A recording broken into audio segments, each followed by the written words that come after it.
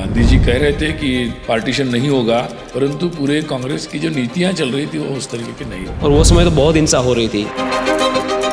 देश में जो विभाजनकारी तत्व थे उनका जो एग्रेशन है वो काफी बढ़ रही थी। बहुत सारी घटनाएं जगह जगह हो रही थी।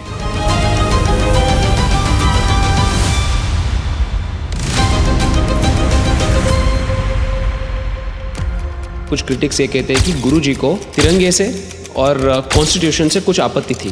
कांग्रेस के लोग ही बोल रहे थे देश का नाम क्या होना चाहिए, देश का राष्ट्रगीत कौन सा होना चाहिए, सबको लेकर बहस हुई है। कोई विषय नहीं है ऐसा बहस नहीं। क्या संघ उस बहस में भाग नहीं ले सकता? सर, आपने सभी संगठनों का उल्लेख किया, भारतीय जनता पार्टी का उल्लेख नहीं हुआ। आप आज बता दीजिए सर, क्योंकि बहुत सारे क्वेश्चंस होते हैं कि संघ पार्टी के साथ कैसे जुड़ा हुआ है। देखिए,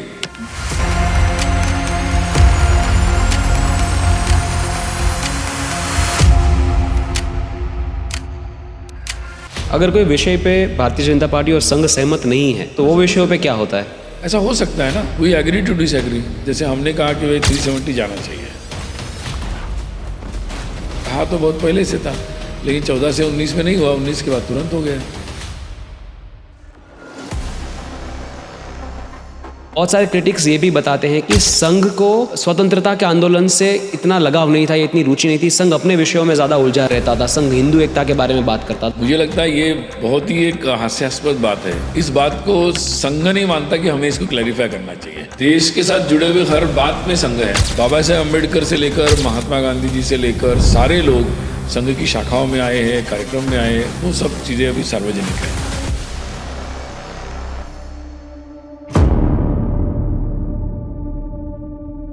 डॉक्टर जी ने गुरुजी की घोषणा की सरसंघचालक के रूप में। क्यों सर? संघ में सरसंघचालक की घोषणा होती है, चुनाव नहीं होता। तो ये बात सावरकर जी को हम समझते कि वो बड़े हिंदुत्ववादी थे और बड़े मतलब ये थे।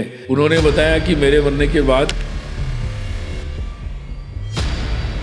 क्या मैं ये कह सकता हूँ कि सावरकर जी के विचारों से संघ सहमत है? शायद तरीकों से नहीं। देखो, मैं क्या कह रहा हूँ कि नमस्कार दोस्तों, स्वागत है आज के खास एपिसोड में। दोस्तों, 100 Years of RSS जो हम स्पेशल सीरीज कर रहे हैं उसका ये दूसरा एपिसोड है। पहले एपिसोड में हमने बात की थी डॉक्टर कृष्ण गोपाल जी के साथ, जहाँ पे हमने संघ की हिस्ट्री के बारे में, संघ की शुरुआत कैसे हुई, संघ की आइडियोलॉजी के बारे में कुछ बातें की थी। आपने वो एपिसोड अब तक शायद देख लिया होगा। आज हम थोड़ा और डिटेल में जाएंगे संघ की हिस्ट्री के बारे में, संघ के आइडियोलॉजिकल स्टैंड के बारे में, संघ की इतिहास में जो महत्वपूर्ण माइलस्टोन्स, जो डिसीजंस, जो इवेंट्स है, उसमें आज थोड़ा डिटेल में हम बात करेंगे। क्योंकि आज हमारे साथ बात करने के लिए उपस्थित है सुनील आंबेकर जी। सुनील आंबेकर जी संघ के अखिल भारतीय प्रचार प्रमुख है और मुख्य रूप से एक प्रचारक है जो बरसों से संघ के साथ जुड़े हुए हैं। ABVP अखिल भारतीय विद्यार्थी परिषद में भी उन्होंने बहुत अलग अलग जगहों पे, प्रांतों में और नेशनल लेवल पे भी भूमिकाएं निभाई। वो अखिल भारतीय विद्यार्थी परिषद के राष्ट्रीय संगठन मंत्री भी रहे हैं। मित्रों, पढ़े लिखे हैं, वो विद्वान है, साइंस में अपना मास्टर्स किया था, जूलॉजी में, और एजुकेशनल रिफॉर्म्स पे खुल के बात करते हैं। जब जब मौका मिलता है एजुकेशनल और पॉलिटिकल रिफॉर्म्स के बारे में अपने जो आइडियाज़ है वो शेयर करते हैं। मित्रों, उन्होंने एक पुस्तक लिखा है RSS the road maps for 21st century, जहाँ पे उन्होंने RSS के इतिहास के बारे में, RSS के कुछ महत्वपूर्ण विषयों पे स्टैंड के बारे में, RSS के रोड मैप विजन भविष्य के लिए और भारत के भविष्य में RSS का क्या योगदान रहेगा, ये सारी चीज़ों के बारे में बड़ी डिटेल में उन्होंने चर्चा की है।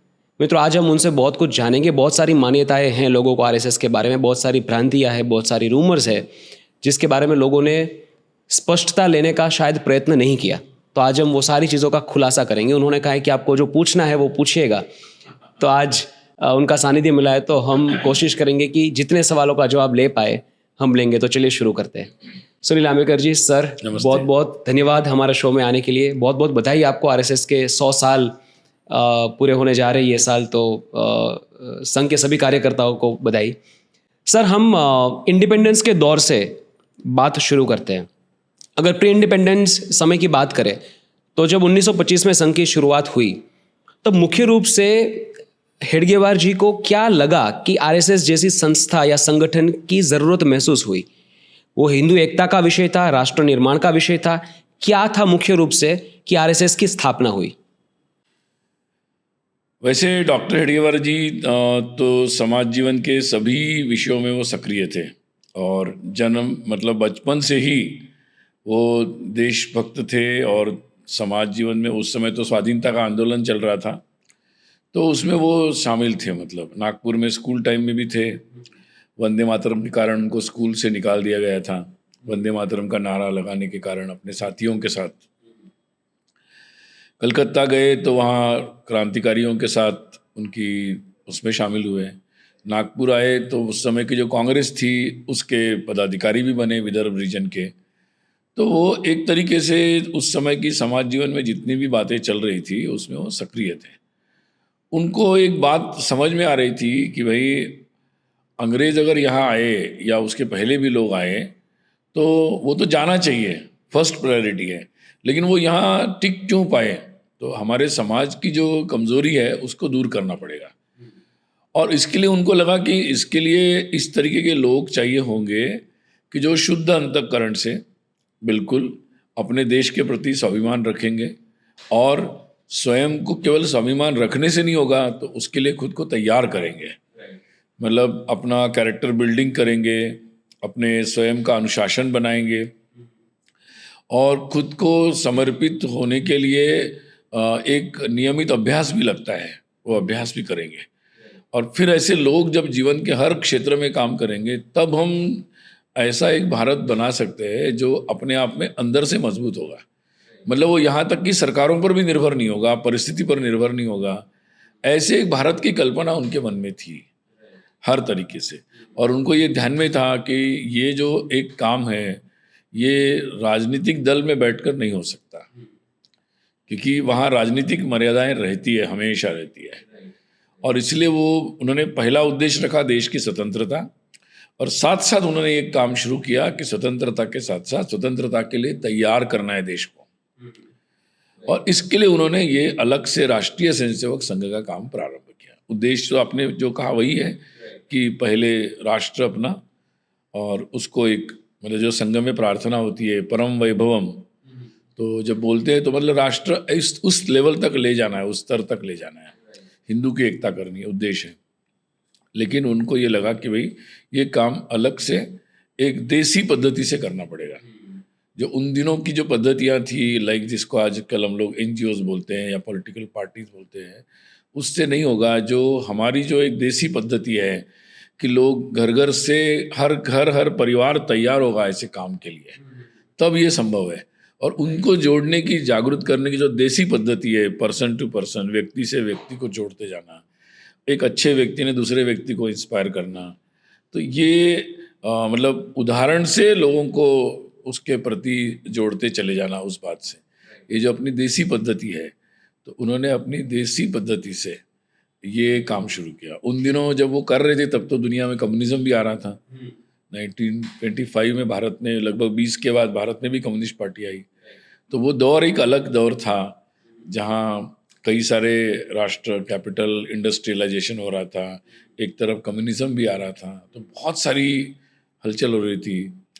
तो उस समय उन्होंने, मतलब फर्स्ट वर्ल्ड वॉर भी हो गया था, और तो उस समय उन्होंने in the mid of our freedom struggle उन्होंने देश को बनाने की तैयारी शुरू की। तो और उनको पता था कि इट इज़ नॉट पॉसिबल कि इतने जल्दी नहीं होगा, इसलिए उनका जो जोर था, जैसे कई बार ये होता है कि बहुत सारे लोग सोचते हैं कि वो करेंगे, मतलब तो उन्होंने ये नहीं सोचा कि मैं करूँगा, उन्होंने सोचा लोग करेंगे। और सो उन्होंने ये सोचा कि उसके लिए एक पद्धति की ज़रूरत है। सो पूरा RSS जो है वो प्रोसेस ड्रिवन है। यहाँ पे व्यक्ति इंपॉर्टेंट नहीं है, पद्धति, प्रोसेस इज इम्पोर्टेंट। और ये प्रोसेस का जितने लोग फॉलो करते चले जाएंगे, राइट, तो जिसको हम जैविक पद्धति से बोलते हैं, ऑर्गेनिक तरीके से, ये बढ़ता चला जाएगा। और मुझे लगता है कि जो 100 वर्ष की यात्रा है उसको देखेंगे तो डॉक्टर जी चले गए 40 में, लेकिन एक व्यक्ति जो संस्था बनाता है उसके जाने के बाद भी आज अगर हम देखेंगे तो 85 ईयर्स हो गए। तो उन्होंने जो प्रोसेस बनाई उसको उतनी निष्ठा के साथ लोग चलाते आए, और इसी कारण से आज संघ का आज जो स्वरूप बना है वो उस कारण से बना है। राइट सर, ये प्रोसेस में मुझे बड़ी दिलचस्पी है। हम डिटेल में बात करेंगे जो आपने जैविक प्रक्रिया जो बताई, और किस तरीके से संघ का विस्तार हुआ, एक छोटे से ऑर्गेनाइजेशन पे से आज वर्ल्ड का सबसे बड़ा एक वॉलंटरी ऑर्गेनाइजेशन संघ जो बना है। तो वो कोई प्रोसेस ड्रिवन ही बात होगी जो इतनी बड़ी सक्सेस मिली, तो हम उसके बारे में बात करेंगे। सर, जब संघ का कंट्रीब्यूशन इन फ्रीडम स्ट्रगल और इन सोशल रिफॉर्म्स उसकी बात होती है तो ज़्यादातर पब्लिक प्लेटफॉर्म्स पे बात नहीं होती। संघ की जो इंटरनल इवेंट्स होती है वहाँ पे संघ के लीडर्स बात करते हैं कि संघ का योगदान क्या है अलग अलग विषयों में, और वो संघ के कार्यकर्ता सुनते हैं और प्रेरणा लेते हैं वहाँ से। लेकिन बाहर पब्लिक प्लेटफॉर्म पे इसकी ज़्यादातर बात नहीं होती। ये मैं मानता हूँ, मेरा जो पॉडकास्ट है एक पब्लिक प्लेटफॉर्म है और यहाँ पे ये बातें हो रही है, मुझे बड़ा अच्छा लग रहा है। सर, जब संघ की भूमिका की बात आती है स्वतंत्रता आंदोलन में, तब बहुत सारे क्रिटिक्स ये भी बताते हैं कि संघ को स्वतंत्रता के आंदोलन से इतना लगाव नहीं था या इतनी रुचि नहीं थी। संघ अपने विषयों में ज़्यादा उलझा रहता था। संघ हिंदू एकता के बारे में बात करता था। संघ के खुद के जो एजेंडाज और कुछ विषय थे उस पर संघ ज़्यादा कार्यशील था रादर देन स्वतंत्रता आंदोलन। तो आपका क्या कहना है कि स्वतंत्रता आंदोलन में संघ का क्या योगदान, थोड़ा आप डिटेल में समझाइए। देखिए, जो डॉक्टर साहब थे वो तो जन्मजात देशभक्त थे। वो उस क्रांतिकारी आंदोलन हो, उनको जीवन के अंत तक वो उसका समर्थन और जो भी उस सहयोग था उसमें बहुत सारे, क्योंकि गुप्त आंदोलन था, क्रांतिकारी आंदोलन, तो गुप्त रीति से बहुत सारे कार्यों में वो लगातार जुड़े हुए थे। और अगर वहाँ तक जो सार्वजनिक रूप से जब कांग्रेस का आंदोलन प्रारंभ हुआ तो तिलक जी के साथ से लेकर वो नागपुर का जब 1920 का अधिवेशन है उसमें भी उसकी व्यवस्था की दृष्टि से जो पूरे स्वयंसेवक थे उसकी पूरा प्रबंधक की जिम्मेदारी उनके पास थी। तो he was very deeply involve. और संघ स्थापना के पहले भी वो जेल में गए। उनके जो कांग्रेस का कैंपेन था उसमें उन्होंने जो भाषण दिए उसके कारण उनको, क्योंकि वो स्वाधीनता की बात करते थे, तो उनको जेल जाना पड़ा। लगभग 1 साल जेल में रहे। और बाद में जब संघ बना तो संघ की प्रतिज्ञा में ही ये था कि भाई इस राष्ट्र की स्वतंत्रता के लिए, मतलब प्रतिज्ञा जो थी संघ की, जिसको आज स्वाधीनता के बाद हिंदू राष्ट्र का सर्वांगीण विकास, उन्नति, ऐसा शब्द हम उपयोग करते हैं, वो था हिंदू राष्ट्र की संपूर्ण स्वतंत्रता। तो ये बिल्कुल उसमें था। और इसलिए संघ का उद्देश्य ही मतलब देश ही था उसके लिए, और कुछ भी नहीं था। तो मुझे लगता है कोई भी देश को आगे बढ़ना है तो उसका पहला मुद्दा तो स्वतंत्रता रहेगी। बिना स्वतंत्र तो आप आगे कैसे बढ़ सकते हैं, देश कैसे आगे जा सकता है। तो स्वतंत्रता तो पहला ही मुद्दा था। देखिए, इसको इस तरीके से समझ सकते हैं हम लोग। देखिए, ये बात बहुत सारे लोगों के ध्यान में आ रही थी। जैसे गांधी जी कांग्रेस में रहते हुए वो हरिजन के विषय को लेकर काम कर रहे थे, सफाई को लेकर काम कर रहे थे, मतलब समाज में जितनी भी ऐसी बातें थी, स्वदेशी का अभियान भी चला रहे थे। इवन आप देख लो, सावरकर जी भी वो कर रहे थे। आप किसी भी नेता को ले लो, तो वो डॉक्टर बाबा साहेब अम्बेडकर को ले लो, सभी लोग स्वाधीनता आंदोलन में चलते चलते ये सारे काम कर रहे थे। अब ये सावरकर जी को भी देख लो आप, वो भी इस दृष्टि से काम कर रहे थे। तो उन दिनों सभी लोग ये काम कर रहे थे। तो स्वाधीनता आंदोलन में चलते चलते ही डॉक्टर जी को लगा कि ये काम बहुत अच्छे तरीके से करना पड़ेगा और एक प्रोसेस ड्रिवन करना पड़ेगा। तो इसलिए उन्होंने संघ का काम किया। तो वो संघ का काम कर रहे थे, इसका मतलब स्वाधीनता का काम, जब कोई रोज भारत माता की जय बोल रहा है तो उसका उद्देश्य क्या रहेगा। मुझे लगता है ये बहुत ही एक हास्यास्पद बात है कि मतलब इस तरीके के प्रश्न उठाना, कि आपने जिस बात को छेड़ा है तो बहुत सारे उदाहरण हैं। मतलब कितने सारे, देखिए हमारे विदर्भ में ही एक आष्टी चिमूर है जो का संत तुकडोजी महाराज के प्रोत्साहन से आंदोलन हुआ 42 में। और वहाँ आपको याद होगा कि उसमें एक ये हुआ कि भाई पुलिस स्टेशन को लोगों ने अटैक किया, क्योंकि वहाँ कई सारे स्वाधीनता सेनानियों को टॉर्चर किया जा रहा था। और उसके बाद लोगों को फांसी हो गई। बाद में जब ब्रिटिश सरकार की नीति बदल गई, स्वाधीनता के लिए मतलब प्रारंभ हो गया, तो उन्होंने वो फांसी को उन्होंने निरस्त कर दिया था। तो उस फांसी की लिस्ट में रमाकांत देशपांडे थे। रमाकांत देशपांडे कौन है? संघ के स्वयंसेवक है। बाद में वही लोग वनवासी कल्याण आश्रम के संस्थापक है, वो बाला साहेब देशपांडे जिनको बोलते हैं। तो ये ऐसा एक उदाहरण मैं आपको दे रहा हूँ, ऐसे कई उदाहरण हैं। और जहाँ तक संघ का विस्तार था, उन सब क्षेत्रों में संघ के कार्यकर्ता ये सारा काम कर रहे थे। ऐसे बहुत सारे उदाहरण दे सकते हैं। मतलब 1930 में जब कांग्रेस वाला डॉक्टर साहब की तो डिमांड थी, उन्होंने 1920 में प्रस्ताव दिया था कि कांग्रेस को संपूर्ण स्वतंत्रता का प्रस्ताव करना चाहिए, मतलब डोमेन की नहीं या आधा नहीं, या डोमिनियन स्टेटस नहीं, पूरा स्वतंत्रता। जो प्रस्ताव लिया नहीं गया था नागपुर के 1920 के कॉन्फ्रेंस में। अच्छा। और उनका दूसरा जो प्रस्ताव था ये था कि पूरी दुनिया को जो कैपिटलिज्म का जो चंगुल से उनको जो पराधीन हो रहा है, पूरा जो शोषण हो रहा है, उससे मुक्त करना चाहिए। ये दूसरा प्रस्ताव था उनका। राइट। तो ये दोनों प्रस्ताव को लिया नहीं गया था क्योंकि उस समय मतलब परिस्थिति, कांग्रेस की जो परिस्थिति थी उसके कारण ऐसा हुआ।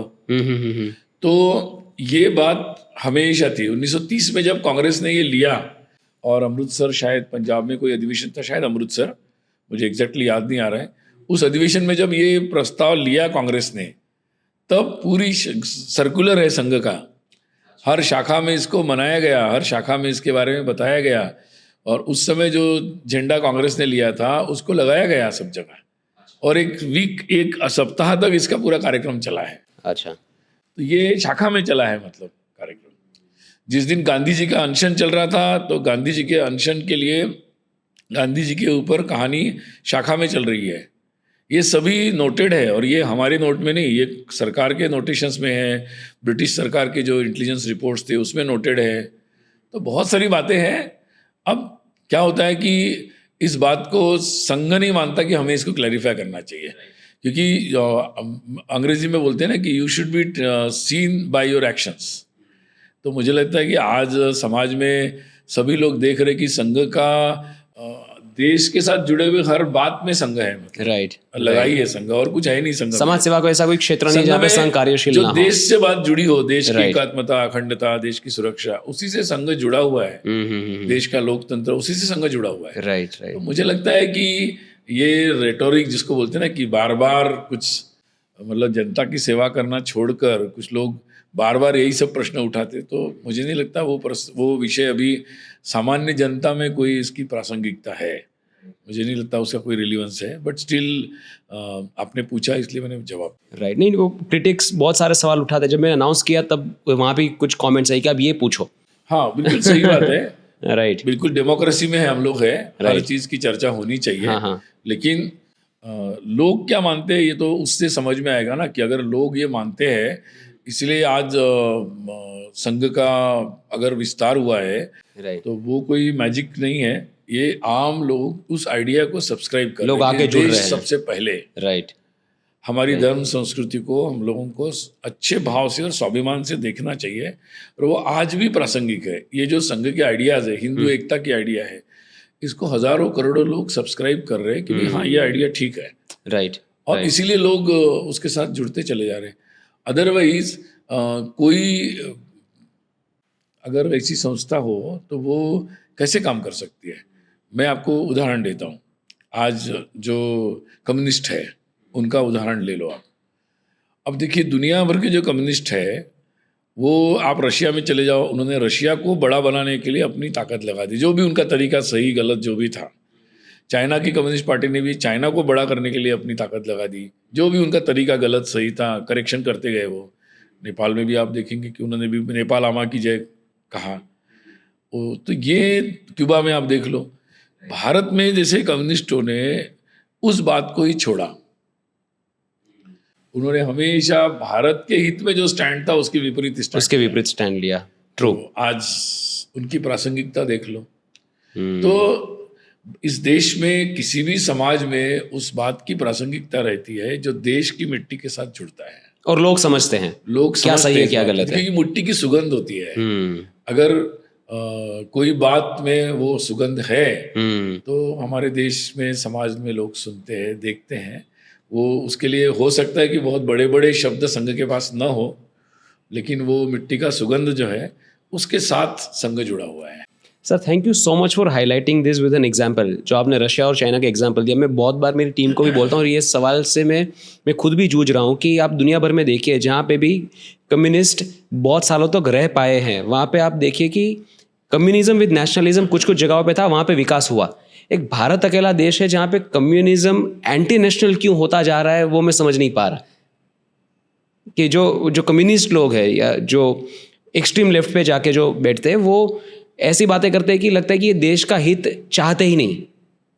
ऐसा क्यों? वो क्या है कि जो बेसिक जो फिलोसॉफी है ना कम्युनिज्म की, उसमें वो फ्लॉ है कि वो एक कंटिन्यूअस संघर्ष की बात करते हैं, एक कंटिन्यूअस कन्फ्लिक्ट की बात करते हैं। वो वेस्टर्न बाइनरीज को कंटिन्यू करते हैं कि भाई आप एक दूसरे से लड़ते रहो और लड़ते ही रहेंगे, ये बात वो बोलते हैं। तो ये जो बाइनरीज है, मतलब हर चीज़ को दो भाग में देखना, और हम लोग बोलते हैं कि नहीं, दोनों चीज़ें परस्पर पूरक है। ये बेसिक फिलोसफी का अंतर है, और इस कारण से हम लोग हमेशा चीज़ों को मध्य मार्ग निकालते जोड़ते हैं, एक दूसरे के पूरक के रूप में उसको देखते हैं। तो वो बेसिक अंतर होने के कारण उनको फिलोसॉफिकली बहुत सारी प्रॉब्लम्स आती है, और उस कारण से जहाँ बेसिक फिलोसॉफिकल प्रॉब्लम कन्फ्लिक्ट होता है, कन्फ्यूजन होता है, वहाँ वो कोई भी जब निर्णय लेते हैं या कोई पॉलिसी बनाते हैं तो उसमें उनको द्वंद्व रहता है हमेशा। तो उस द्वंद्व के वो शिकार रहते हैं, इसलिए वो कन्फ्यूजन में रहते हैं कि कौन सी बात हमें बोलनी चाहिए, कौन सी बात नहीं बोलनी चाहिए। तो इसी कारण से वो एक नकारात्मकता उसमें आ जाती है। और संघ को अगर आप देखेंगे तो दो बातें हैं इसमें। एक बात क्या है कि कोई भी सामान्य से सामान्य स्वयंसेवक जो संघ से जुड़ता है या संघ की आइडिया को जो समझता है, जब मैं संघ की आइडिया समझ रहा हूँ तो संघ की आइडिया नई नहीं है, वो भारत की आइडिया है, वो ये देश में जो हिंदुत्व की धारा है उसकी वो आइडिया है, नया कुछ नहीं है, हमारा सांस्कृतिक मूल्य है। हाँ मूल्य है संस्कृत। तो उसको जो भी व्यक्ति जुड़ता है संघ से, आज आप देखेंगे तो उसको दो बातें उसको समझ में आती है। एक है कि वो जिसको आप बोलते हैं कि संकीर्णता से वो ऊपर उठ जाता है, वो पूरे भारत के बारे में सोचता है, मतलब उसकी जो दृष्टि है वो अखिल भारतीय हो जाती है। वो कहीं भी रहता हो, कैसा भी हो, हर चीज़ का वो स्वाभिमान रखता है, जहाँ का हो। आप गुजरात से हो तो आप स्वाभिमान है, मैं महाराष्ट्र का हूँ, होता है, परंतु मैं जब भी सोचूंगा तो मैं पूरे देश का चित्र एक मेरे सामने रहेगा। दृष्टि अखिल भारतीय होती है, और इसलिए व्यापक हित की बात सोचता है वो। दूसरा, उसके लिए जो कार्य करना है उसका तरीका क्या होगा, ये भी इम्पोर्टेंट है।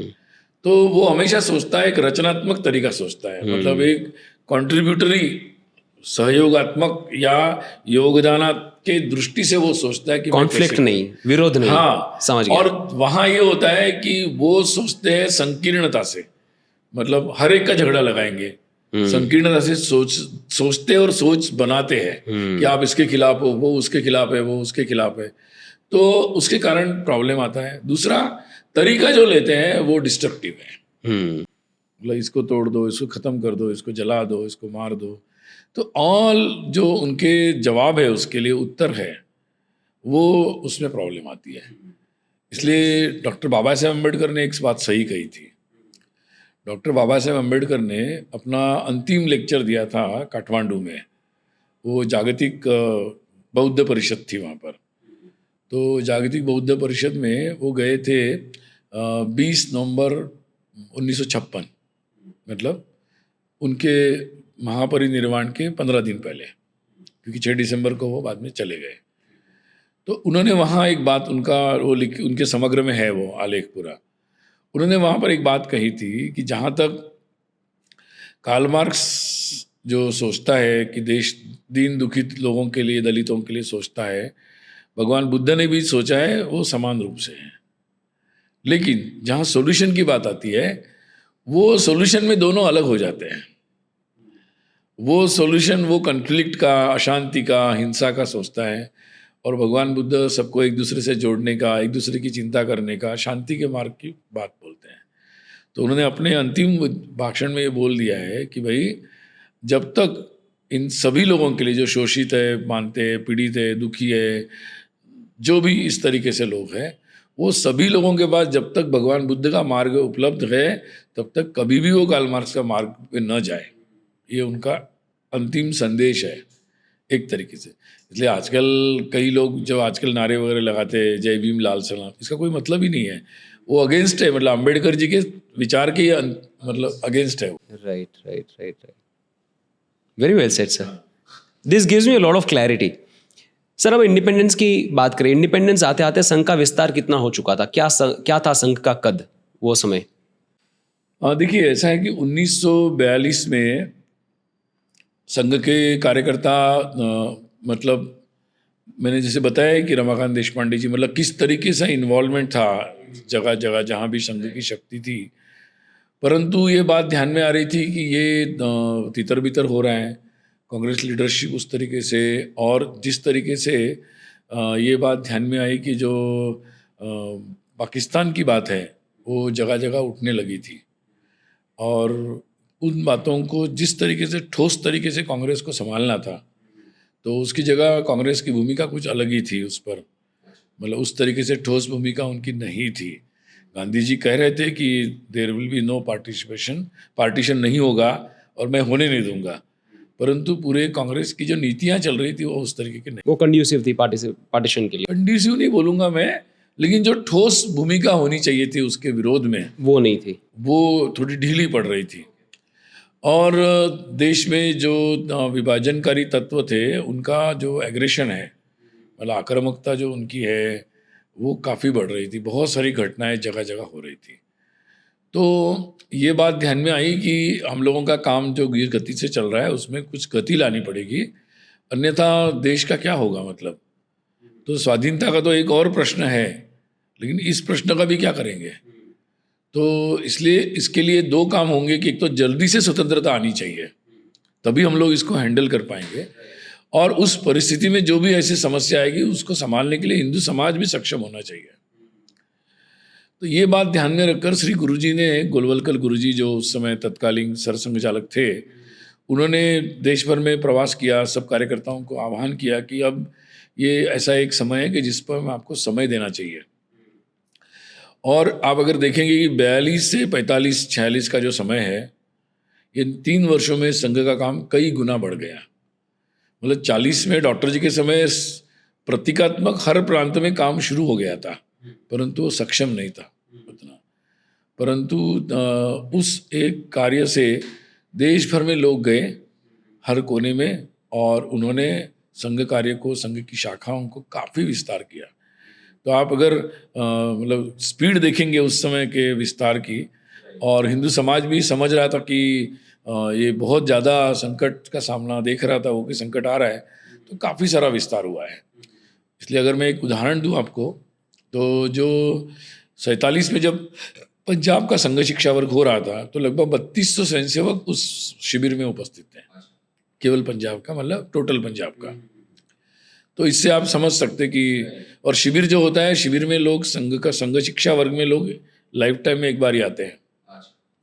तो उसके पहले भी शिविर हुए थे, तो उस फेज में इतने, एक ही फेज में इतने लोग थे। तो उस समय ये संघ कार्य का विस्तार हुआ, और बाद में आप जानते ही हैं कि जब देश का विभाजन की घोषणा हो गई, जून में ये स्वीकार कर लिया गया कि देश का पार्टीशन होगा, और उसके बाद फिर बहुत सारी हिंसा, अत्याचार उस सारे क्षेत्र में बहुत ज़्यादा शुरू हुए। सर उस समय संघ का क्या योगदान, क्या रोल तो रहा संघ पाकिस्तान के में? गुरुजी ने संघ के सभी लोगों को ये कहा कि भाई आप लोगों को किसी भी परिस्थिति में हिंदू समाज के साथ खड़े रहना है, उनको सुरक्षित रूप से, जो अब जो घोषणा हो गई अब उनको जो मतलब उस भाग से जो पाकिस्तान बन गया, उससे उनको सुरक्षित रूप से जो यहाँ आ रहे हैं उनको सुरक्षित रूप से लाना, और उनको रिलीफ जो भी उनको सहायता चाहिए उसके लिए बड़े शिविर बनाना, और बाद में उनके पुनर्वसन के भी काम किए गए।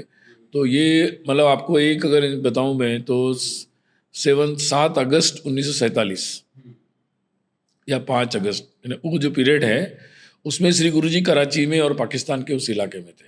अच्छा, जो समिति की मौशी केलकर जी है, वो उस इलाके में वहाँ दौरा करके ये काम कर रहे थे सब लोग, कि कैसे लोगों को बचाया जाए, सुरक्षित कैसे लाया जाए, और इधर में भी लोग उसके लिए कैंप्स बना रहे थे। तो बहुत सारी कहानियाँ हैं। और वो समय तो बहुत हिंसा हो रही थी, बहुत हिंसा हो रही थी आज़ादी के कुछ दिनों कई पहले। लोग मतलब जो सभी स्वयंसेवकों को था कि आप आखिरी हिंदू सुरक्षित रूप में आने तक आपको डटे रहना है, तो कई स्वयंसेवक तो वापस भी नहीं आ पाए, मतलब पता नहीं, मतलब उनका एक तरीके से बलिदान ही मतलब ये सारी प्रक्रिया में हो गया। और देश भर में हर जगह पुनर्वसन के लिए, सहायता के लिए समितियां बनी, और जगह जगह बहुत सारे ऐसे काम वहाँ पर किए गए। तो ये एक उस समय का मतलब दुखद पक्ष था कि मतलब देश में स्वाधीनता के साथ साथ पूरे समाज पर एक बहुत बड़ा संकट आया था। तो उस समय जितनी भी संघ की शक्ति थी और 42 और 45 के बीच में जो संघ कार्य का विस्तार हुआ था, तो और जो जुड़ाव हुआ था समाज के साथ, तो उसमें जितनी भी क्षमता थी पूरे हिंदू समाज को सुरक्षित रखने में और उनकी जो भी सहायता थी उसको करने में वो एनर्जी पूरी लगी। राइट। सर, जब स्वतंत्रता मिली हमें, उस समय कहा जाता है, कुछ क्रिटिक्स ये कहते हैं कि गुरुजी को तिरंगे से और कॉन्स्टिट्यूशन से कुछ आपत्ति थी। उस पे क्या खुलासा देंगे सर, वो क्या था? ऐसा है कि देखिए, संविधान सभा जो है, संविधान सभा का निर्णय होने तक कोई भी बात निर्णय नहीं निश्चित नहीं थी, है ना। और जिस दिन कांग्रेस ने ये निर्णय लिया कि भाई हमारा ध्वज क्या होगा, उसके पहले तो निर्णय नहीं था। पहले तो कांग्रेस का झंडा भी भगवा ही था। हाँ, उसकी भी रिकॉर्ड है जिसमें स्वयं नेहरू जी थे उस कमेटी में। तो ये सब एक मतलब फ्लैग की भी कहानी है, development of flag in Congress itself. तो ये बहुत सारी कहानियां हैं। तो मुझे लगता है कि जब हम एक लोकतंत्र में हैं तो जब तक आप निर्णय नहीं करते तब तक तो हम किसी भी विषय पर चर्चा कर सकते हैं ना। संविधान सभा में जितने लोग थे उन्होंने कई विचार व्यक्त किए हैं। संविधान के हर मतलब प्रियम्बल से लेकर हर आर्टिकल पर लोगों ने अपने विचार व्यक्त किए हैं उसमें। तो मुझे लगता है कि विचार व्यक्त करना, किसी विषय से असहमति रखना, उसको सिंगल आउट करके परपेचुअल विरोध आप नहीं दर्शा सकते। वही कहना है, संविधान सभा की डिबेट पढ़ेंगे या उस समय कौन लोग, और ये कांग्रेस के लोग ही बोल रहे थे, राइट, कांग्रेस के लोग ही बोल रहे थे सब लोग। वो क्या क्या बोल रहे थे, देश का नाम कैसे होना चाहिए, हमें देश के विभाजन के बाद अब हमारे देश के बाकी लोगों के साथ कैसा व्यवहार करना चाहिए, बहुत सारी बातें थी उसमें। कौन सी बात नहीं थी, देश का नाम क्या होना चाहिए, देश का राष्ट्रगीत कौन सा होना चाहिए, इसको लेकर सबको लेकर बहस हुई है। कोई विषय नहीं ऐसा बहस नहीं हुई। तो मुझे लगता है कि क्या संघ उस बहस में भाग नहीं ले सकता। देखना ये पड़ेगा कि संघ का संविधान बनने के बाद when it was adopted by and as said कि we the people, संघ सेलिब्रेटेड, तो उसके बाद मुझे लगता है we में संघ भी है। यस डेफिनेटली ये देखना चाहिए पब्लिकली। तो मुझे लगता है कि मतलब उसी दिन सारे उत्साह से उसका स्वागत किया गया है। और मुझे लगता है कि एक बात समझना बहुत ज़रूरी है कि जो संविधान निर्माता है उनके साथ मतलब स्वयं कांग्रेस ने क्या किया, उनके साथ ट्रीटमेंट क्या किया, ये समझना बहुत जरूरी है। क्या किया सर? मतलब देखिए ना, उनको चुनाव में हारने के लिए सारे प्रयास किए। भंडारा में वो चुनाव लड़े तो हमारे स्वयंसेवकों ने उनको जिताने के लिए बहुत सारा मदद करने का प्रयास किया। मतलब एक तरीके से क्यों चले गए अम्बेडकर साहब उनकी मतलब कैबिनेट से, देखना चाहिए सारे विषयों को। तो बहुत सारी बातें हैं। दूसरी बात, स्वयं पार्लियामेंट कॉन्स्टिट्यूंट असेंबली में डॉक्टर बाबा साहेब अम्बेडकर ने कई बार भाषण दिया। बाबा साहेब अम्बेडकर से लेकर महात्मा गांधी जी से लेकर सारे लोग संघ की शाखाओं में आए हैं, कार्यक्रम में आए हैं, वो सब चीज़ें अभी सार्वजनिक है। उन्होंने अपने संविधान सभा के अंतिम भाषण में बोला है कि ये संविधान के बारे में बोला, और उन्होंने संविधान के डर किससे है इसके बारे में भी भाषण दिया। उन्होंने अपने लिखित भाषण में बोला है ये कि अगर इस संविधान को किसी से डर है या किसी से थ्रेट शब्द अंग्रेजी में उपयोग किया था उन्होंने, तो वो समाजवादी और कम्युनिस्टों से है जो, और उन्हें ग्रामर ऑफ अनार्की के बारे में भी बोला है कि ये लोग ग्रामर ऑफ अनार्की मतलब एक अराजकता को ये लोग कैसे किस तरीके से बात को उठाते हैं, इसके बारे में भी उन्होंने बोला है। And he neither in Constituent Assembly, neither in public, he never talked about RSS. वो तो RSS में आए भी थे। उस समय तक देश की सारी घटना हो गई थी। 1948 हो चुका था, RSS बैन हो चुका था, फिर बैन भी रिवोक हो चुका था। मतलब होल जो पूरा सिनेरियो था, मतलब पूरा प्रसंग सामने था, उसके बाद भी कोई नहीं बोल रहा है उस समय, कोई नहीं बोल रहा है उस समय। गांधी जी स्वयं 48 में संघ के शिविर में आ रहे, वाल्मीकि कॉलोनी में, बस्ती कॉलोनी में, वो खुद बात कर रहे हैं। तो मुझे लगता है कि ये जो बातें हैं ये काफ़ी बहुत स्पष्ट है। और इसलिए संघ हमेशा, देखिए ये बात है सिम्बॉल्स की, समय है तो मैं थोड़ा विषय, हाँ प्लीज सर। देखिए ये बात सिम्बॉल्स की है। देश 47 में नहीं बना, अब कुछ लोग मानते हैं कि देश 47 में ही बना ये राष्ट्र, और लेकिन सच्चाई ये है कि ये राष्ट्र तो हजारों वर्षों से चल रहा है, हजारों वर्ष से इसकी लोग साधना करते आए, तब ये राष्ट्र बना।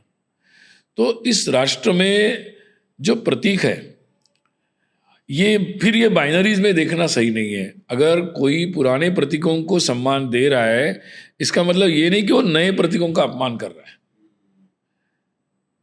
है ना। मैं अपने दादाजी का फोटो रख रहा हूँ या परदादा का, इसका मतलब मैं मेरे पिताजी के फोटो को विरोध थोड़ी कर रहा हूँ। इट इज गलत है ना, ये तो है ना। मेरे पिताजी ने घर बनाया होगा, लेकिन दादाजी से चलता आ रहा है ना, तो ये बात तो समझना पड़ेगा। तो संघ की दृष्टि ये है कि राष्ट्र हजारों वर्षों का है, इसलिए हजारों वर्ष की यात्रा में जितने भी प्रतीक है, मतलब हमारे ग्रंथ होंगे, हमारे तीर्थ क्षेत्र होंगे, हमारी भाषाएं होगी जिन्होंने हमें समृद्ध किया, वो महापुरुष होंगे जिन्होंने देश की रक्षा की, जिन्होंने देश के ज्ञान को विकसित किया, जिन्होंने योग दिया, जिन्होंने व्याकरण दिया हमें। इस कई सारे लोग हैं, कई सारी ऐसी विदुषी महिलाएं हैं जिन्होंने इस देश की संस्कृति को आगे बढ़ाया, धर्म को आगे बढ़ाया।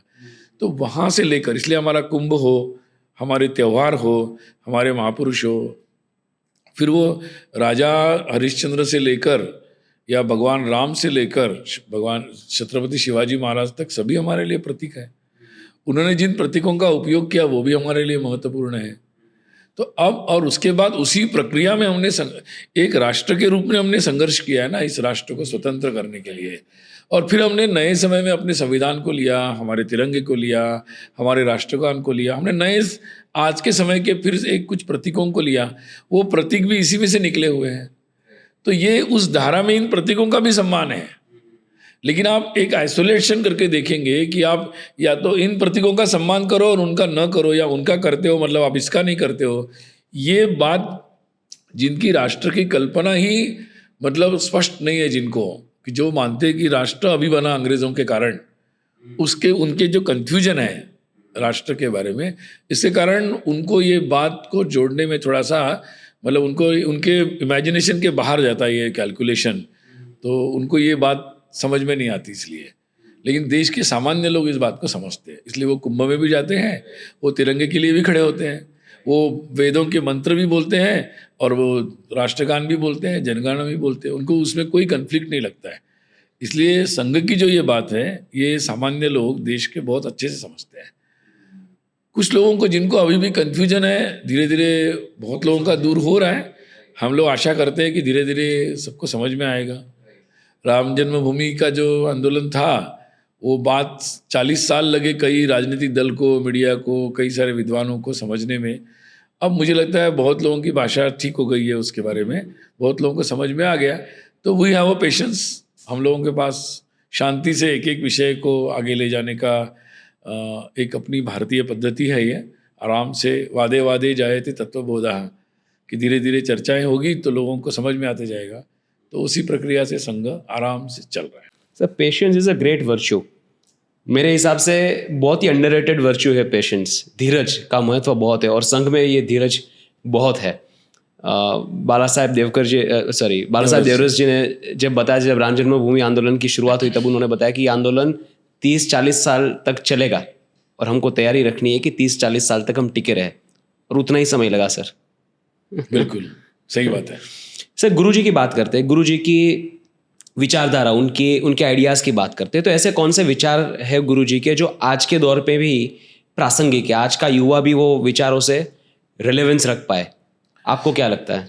देखिए, संघ के जो विचार है ना, ये संघ के विचार कोई अलग अलग नहीं है। डॉक्टर जी के जो विचार थे वही गुरु जी के, वही बाला साहेब देवरस जी के हैं, वही आज के हमारे सरसंघ चालक डॉक्टर मोहन जी के हैं। और वो सारे विचार भारत की जो इतने वर्षों की परंपरा में जो बात अनुभव सिद्ध हुई, अनुभव सिद्ध टेस्टेड होके, उसी बात को, उसी विचार से सब लोग चलते हैं। अब बाकी होता है कि जिस समय पर जो प्रसंग आए या उस समय जिस काल में जो परिस्थिति चलती आई और उस समय जो आवश्यकता थी, उसके अनुसार उसका इंटरप्रिटेशन हुआ है। और उनके सामने जो विषय उस समय आए, उन्होंने इसी मूल बात के आधार पर उसका इंटरप्रिटेशन किया है और उसके अनुसार एक रास्ता बनाया है। जैसे मैंने आपको बताया कि स्वाधीनता के समय उन्होंने इन बातों को बोला कि भाई आप, हमारा जो देश है वो एक देश है, हमारे जो प्रांत बनेंगे वो हम फेडरल, मतलब it is not a union of states like जैसे यूएसएसआर है, वैसे नहीं है। ये एक राष्ट्र है। इसके जो भी हम भाग कर रहे हैं वो कल्चरली हम एक ही है, बाकी हम लोग जो है वो एडमिनिस्ट्रेटिव तरीके से हमारे भाग हो रहे हैं। इसलिए आप जो भी भाग कर रहे हो, जो भी रचना बना रहे हो, तो उसको इस तरीके से बनाओ कि भाई वो आपस में ऐसी नई अस्मिताएं न बने जो आपस में एक दूसरे से टकराएं। ये उनका विचार। जो लेकिन हुआ बाद में तो कुछ उन्होंने जगहों पे। इसलिए उनका जो विचार था राष्ट्र के बारे में, उनकी राष्ट्र की एकता और अखंडता का विचार था उनका। सर उनकी राष्ट्र की व्याख्या बड़ी दिलचस्प है, अगर उस पर हम बात कर सके तो। बिल्कुल, उन्होंने मतलब ये भारत की व्याख्या है, क्योंकि देखो अपने वेदों में ये कहा गया है कि भाई राष्ट्र कैसे बनता है। तो वो वहां से शुरू होती है बात कि भाई हम एक दूसरे से जो एक दूसरे के साथ जुड़ते हैं, जहाँ एक दूसरे की चिंता करते हैं, एक दूसरे को अपने सगे भाइयों की तरह लाइक ब्रदर्स एक तरीके से लोग समझते हैं, और वो लोग एक दिशा में लोग चलते हैं और एक दूसरे के हित का ध्यान रखकर कार्य करते रहते हैं। और ऐसे जो लोग साथ में चलते हैं, अपनी अलग अलग विविधताओं को भी एक साथ जोड़ते चले जाते हैं, ऐसे लोग जब चलते रहते हैं तब वो राष्ट्र बनता है। ये वहाँ से कहा हुआ है। और इसलिए सबको कहा था कि राष्ट्र की आराधना जो है, राष्ट्र क्या है हमारा राष्ट्र एकत्व की अनुभूति पर ही अपना राष्ट्र है। ये बात बहुत पुरानी है। मतलब उसी बात को हमारे हर पीढ़ी में हर लोगों ने बोला। चाणक्य ने वही बात बोली, हर समय शिवाजी महाराज ने वही बात बोली, हमारे संतों ने वही बात बोली। वही बात संघ ने पकड़ी कि भाई हमें पॉलिटिकल आधार पर हमारा राष्ट्र नहीं बनाना है, तो हमें एक सांस्कृतिक एकता को, जिसको हम अंदर से बोलते हैं कि समाज की एकता, उसको जोड़ने का प्रयास किया। वही गुरु जी के विचार थे। और उन्होंने अपने जीवन के 33 वर्ष जो उन्होंने पूरे देश का भ्रमण किया, वो 1940 में सरसंघ चालक बने और 73 में उनका जाना हुआ। लगभग 33 वर्ष जो देश भर में भ्रमण किया। उनके उद्बोधन को अगर आप देखेंगे, अपने हर उद्बोधन में लगभग वो राष्ट्र की इस बात को पूरे देश को समझाने का प्रयास कर रहे हैं। क्योंकि जो राष्ट्र अपनी एकता को अनुभव करता है, वो राष्ट्र अपने आप एक होते जाता है। वो उस एकता से फिर वो समृद्ध होता जाता है, प्रगल्भ होता जाता है, और वो फिर एक साथ इस राष्ट्र को आगे ले जाने का सब लोग प्रयास करते हैं। तो आज अगर हम देखेंगे मतलब, और ये प्रयास कोई संघ का अकेला नहीं है, बहुत सारे लोग इसी बात का प्रयास कर रहे थे देश में। स्वाधीनता आंदोलन में जो सिंबल्स को, जो प्रतीकों को हमारे संविधान में लोगों ने लगाया, उसको अगर देखेंगे तो बात समझ में आती कि वो भी यही बात कर रहे थे। कांग्रेस में भी बहुत सारे लोग थे, वो भी यही बात कर रहे थे। पंडित मदन मोहन मालवीय क्या बात कर रहे थे, कन्हैयालाल मुंशी जी क्या कर रहे थे, राजेंद्र प्रसाद जी यहाँ गुजरात में आकर सरदार पटेल जी के साथ क्यों सोमनाथ आए थे। तो वो ये सभी लोग यही बात कर रहे थे।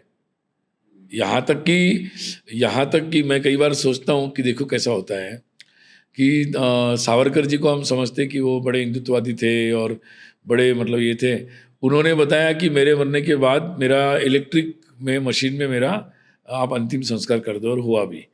और जो बिल्कुल सेकुलर वगैरह थे नेहरू जी, उन्होंने बताया कि मेरे जो रक्षा होगी, राख होगी, उसको देश की सभी नदियों में जाकर विसर्जन करो। तो उनकी राख को हर देश की हर ऐसी नदी में संगमों पे जाकर विसर्जित किया गया।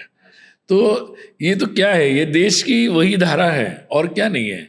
तो संघ में और यही है कि बाकी लोग अपने अलग अलग राजनीतिक इंटरेस्ट के कारण ये बात को स्पष्ट नहीं करते, कई बात उसको छुपा के रखते हैं या बोलते नहीं है या बदल देते हैं। संघ रोज की राजनीति में न होने के कारण संघ बेबाक तरीके से जो बात साफ साफ है, जो ज़मीन की बात है, जो सच्ची बात है, उसको सही तरीके से कंसिस्टेंटली बोलता है। और इसलिए विचार नहीं करता कि इससे आज हमें क्या लाभ होगा और क्या हानि होगी, लेकिन लॉन्ग टर्म में देश का अगर लाभ होगा, समाज का लाभ होगा, पूरे विश्व को एक ऐसी देश और ऐसी संस्कृति मिलेगी, तो उसके लिए संघ पूरा जो भी क्रिटिक होता है उसको सहन करते हुए भी उस मूल बात को आगे बढ़ाता ही रहता है। राइट सर, एक आखिरी क्वेश्चन मेरा इंडिपेंडेंस के दौर को लेके, उसके बाद फिर हम थोड़े वर्तमान में आएंगे। आपने सावरकर जी का उल्लेख किया, संघ सावरकर जी के विचार को कैसे देखता है और कैसे रिलेट करता है आपके हिसाब से? ऐसा है कि उन दिनों मतलब सावरकर की जो विचार है वो तो मतलब बहुत महान देशभक्त है वो, और काफ़ी विद्वान भी है, और उन्होंने हिंदुत्व को बहुत अच्छे से व्याख्यायित भी किया है, काफ़ी सारे डिटेल्स बताए हैं। अब जहाँ तक मूल बात का सवाल है, उसमें कोई भी वो समान ही है, वो कहाँ भी अलग अलग रहेंगे, लेकिन जो उसका मैनिफेस्टेशन है, तो सावरकर एक राजनीतिक कार्यकर्ता है, वो हिंदू महासभा के कार्यकर्ता है, उसके अध्यक्ष है।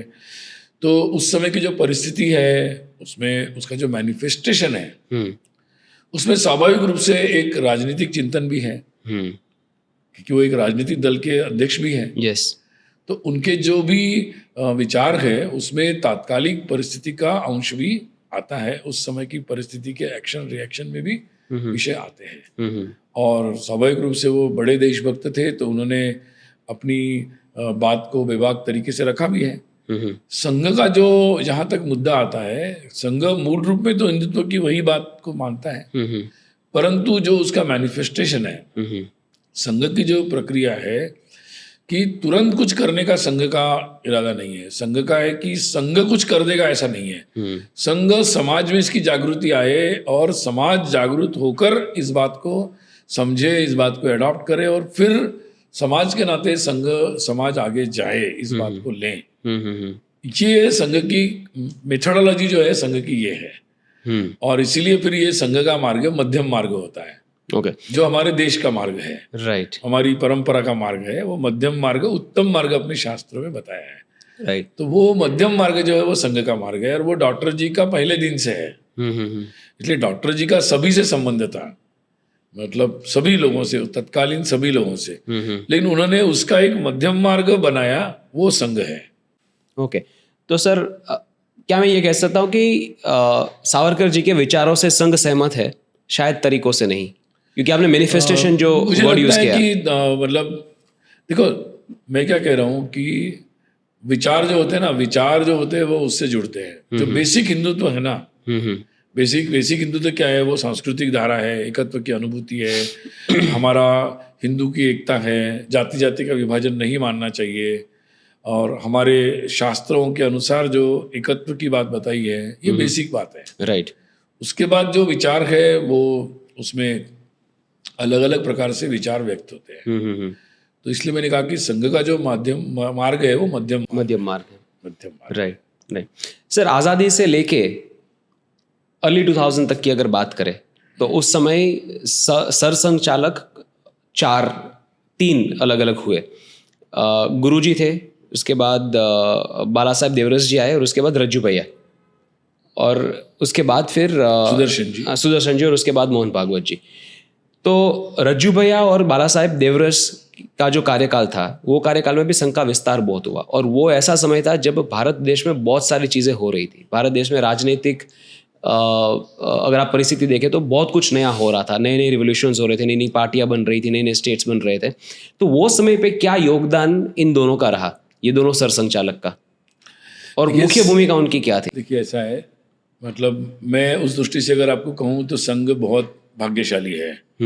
किसी भी संगठन को एक लीडरशिप में कंटिन्यूटी मिलना, जो डे 1 से उसके संस्थापक डॉक्टर जी ने जो बात रखी, उसको समय काल परिस्थिति के अनुसार आगे ले जाने के लिए जो नेतृत्व मिलना चाहिए, उस दृष्टि से देखा जाए तो संघ बहुत भाग्यशाली है कि संघ को एक सतत श्रृंखला उसमें मिली है। उसमें भी डॉक्टर जी का योगदान है। देखिए डॉक्टर जी ने अपने स्वयं के 15 साल के काम में ही लोगों को तैयार किया, और अगले 50 वर्ष के लिए वो नेतृत्व देकर गए।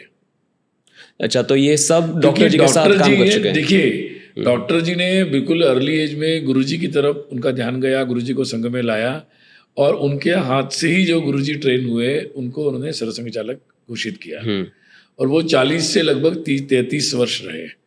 उन्होंने बाल्यकाल से ही बाला साहेब देवरस जी और उनके भाई भावराव जी को संघ में से जोड़ा था। बाला साहेब जी उनके साथ, मतलब गुरुजी बोलते थे कि वो प्रतिरूप है, मतलब बाला साहेब डॉक्टर जी के। तो वो शुरू हुए, और वो उसके बाद सरसंघचालक बने। तो वो लगभग 20 साल रहे, मतलब 73 में बने और 94 तक रहे लगभग। तो आखिरी के 1 साल काफी बीमार थे, तो मान लीजिए 20 साल। तो कुल मिलाकर लगभग डॉक्टर जी जाने के बाद 40 के बाद लगभग 50 इयर्स का जो लीडरशिप है वो डॉक्टर जी अपने हाथ से तैयार करके गए। वाह। तो ये जो एक कंटिन्यूटी है संघ में आपको जो दिखती है, एक धारा, कंटिन्यूटी ऑफ लीडरशिप, और एक ही रहा संघ, तो वो उस कारण से दिखता है। और इसीलिए समय के परिस्थिति के अनुसार जो भी सरसंघ चालक थे, जैसे बाला साहब जी थे तो उन्होंने हर एक की एक पर्सनैलिटी भी होती है, तो उन्होंने सामाजिक समरसता के लिए, वैसे तो गुरु जी ने प्रयास प्रारंभ किए थे, डॉक्टर जी ने तो स्वयं संघ को ही वैसा बनाया, तो उस बात को उन्होंने जैसे जैसे संघ का विस्तार होता गया, संघ में क्या है कि पहले तो एक सामान्य शाखाओं का विस्तार हुआ, एक मिनिमम क्रिटिकल नंबर ऑफ स्वयंसेवक तैयार हुए, फिर उन्होंने शाखा का विस्तार किया, फिर जैसे एक नंबर बना संघ का, फिर संघ ने विविध क्षेत्र में कार्यकर्ता दिए। आपको दिखता है कि आज़ादी के बाद 48 में एबीपी बना, फिर एक एक संगठन बनते चले गए। तो जैसे जैसे संघ का विस्तार होता गया, संघ ने विषयों को भी हाथ में लेना शुरू किया, एक एक विषय को हाथ में लिया, तो आपको उसका कंटिन्यूस एक एडिशन दिखेगा, कोई विषय छोड़ा नहीं है, बट नए नए विषय जुड़ते चले गए। तो जो विषय डॉक्टर जी ने शुरू किया था, हिंदू एकता का, जाति और के भेदभाव से ऊपर उठने का, उसको एक नई पहल के साथ ठोस तरीके से बाला साहब जी ने आगे बढ़ाया। उनके काल में जैसे हम देखते कि इमरजेंसी आई, तो उन्होंने मास ऑर्गेनाइजेशन जितने बड़े थे तो उनको एक ठोस तरीके से उन्होंने लोकतंत्र की रक्षा के लिए खड़ा कर दिया। तो ये सारे ऑर्गेनाइजेशन समाज जीवन में स्थापित हुए, लोगों के अंदर एक विश्वास आया कि हमारे लोकतंत्र के लिए संघ जैसा संगठन उस रक्षा के लिए कैसे आगे आता है। इस तरीके से बहुत सारी बातें हैं, और ये सारे लोग एक साथ ही काम करते थे। रजू भैया जी भी बाला साहब जी के साथ उस दिनों में काम करते ही थे, बाद में वो सरसंघ चालक बने, तो उनके समय का भी पीरियड है। तो मुझे लगता है संघ तो कंटिन्यूस है, सरसंघ चालक जी में भी कंटिन्यूटी है, काल परिस्थिति के अनुसार उसका एक्सप्रेशन अलग अलग समय हुआ है। जिसके समय जो घटना आई तो उसका सही तरीके से उन्होंने उसका समाधान निकालने का प्रयास किया है। सर, आपने बताया कि डॉक्टर जी ने गुरु जी की घोषणा की सरसंघ चालक के रूप में। जी बिल्कुल। राइट। और कुछ क्रिटिक्स बोलते हैं कि संघ में सरसंघ चालक की घोषणा होती है, चुनाव नहीं होता। सही बात। क्यों सर? और संघ, देखिए संघ एक ऐसा संगठन है कि जो एक मतलब जिसको मैं बोलूँगा कि एक वॉलंटरीली तरीके से चलता है। मतलब संघ स्थानीय स्तर पर एक शाखा भी जो होती है वो स्वयं सोचते हैं कि मुझे काम करना है, और वो स्वयं अपने निर्णय लेते हैं। जैसे अहमदाबाद में फ्लाइट की घटना एक्सीडेंट हुआ तो उनको किसी का आदेश नहीं लिया उन्होंने, आसपास के जितने स्वयंसेवक थे वो तुरंत पहुंच गए।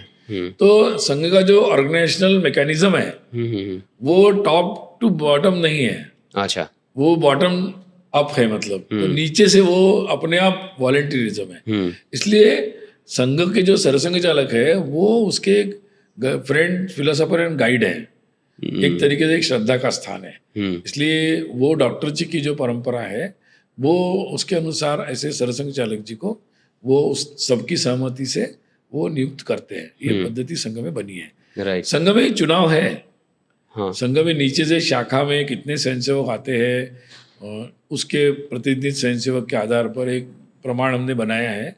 उस प्रमाण के आधार पर प्रतिनिधि बनते हैं, प्रांत के स्तर पर, केंद्र के स्तर पर आते हैं, वो सरकार्यवाह का चुनाव करते हैं। प्रांत संघ चालक, क्षेत्र संघ चालक चुनाव भी होता है, और सरकार्यवाह का चुनाव 3 साल के लिए होता है। अच्छा। तो ये एक 3 साल में उसकी एक चुनाव की प्रक्रिया है, अंतर्गत सर्वानुमति से होता है, परंतु पूरी प्रक्रिया का पालन होता है उसमें, और ये लगातार चल रही है प्रक्रिया। और एग्जीक्यूटिव हेड वो होते हैं, जो भी बैठक होती है उसकी अध्यक्षता सरकार्यवाह करते हैं। सरसंघ चालक जी की मुख्य उपस्थिति में वो बैठक होती है, उनका रोल वो है। एग्जीक्यूटिव रोल जो होता है, तो एग्जीक्यूटिव जिसको आजकल की भाषा में सीईओ बोल सकते हैं, जनरल सेक्रेटरी, हम सरकार्यवाह बोलते हैं, वो सब चुन के वो सिलेक्ट होता है। सारी प्रक्रिया, और वो 3 साल में उसका फिर से चुनाव होता है। Understand. It is not continuous. Right. हाँ, हो सकता है कि दोबारा चुनाव हो, कोई 3 टर्म रहे, कोई 2 टर्म रहे। जैसे अभी जो सरकार्यवाह, माननीय सरकार्यवाह है, उनकी दूसरी टर्म है ये, बराबर। जो 27 में इनकी टर्म पूरी होगी। तो ये एक पूरा क्रम संघ में विधिवत रूप से चलता है। Okay okay. सो जो सरसंघ चालक की जो भूमिका उसके लिए चुनाव नहीं, वहां पे नहीं है। वो वो एक सिलेक्शन श्रद्धा का स्थान है। श्रद्धा का स्थान है, और जो एग्जीक्यूटिव कमिटी, जो एग्जीक्यूटिव पूरा जो पोस्ट है, एग्जीक्यूटिव जितना भी है सारा वो पूरा प्रक्रिया है। डेमोक्रेटिकली सिलेक्ट होते हैं। Okay okay, very well said. Sir, प्रचारक की भूमिका क्या होती है? लोगों को बड़ी दिलचस्पी है जो संघ के साथ जुड़े हुए नहीं या संघ को कभी जानने का प्रयत्न नहीं किया। प्रचारक शब्द सुनते हैं, फिर प्रचारक ही आगे जाके, अगर जब संघ किसी और संगठन को प्रचारक देते हैं तो वहां पे जाके वो संगठन मंत्री बनते हैं या संगठन का काम देखते हैं। तो ये प्रचारक कौन है, कैसे चूज किया जाता है उनको, और उनका काम क्या होता है? प्रचारक, ये जो प्रक्रिया संघ में प्रारंभ हुई, तो प्रारंभिक काल में ये बात हुई कि जैसे ये बोलते हैं कि हम लोग संघ के कार्य के लिए अपना तन मन धन पूर्वक कार्य करना, सब कुछ। तो स्वाभाविक है कि समाज का संगठन है, तो बहुत सारे लोग अपना योगदान इसमें देते हैं।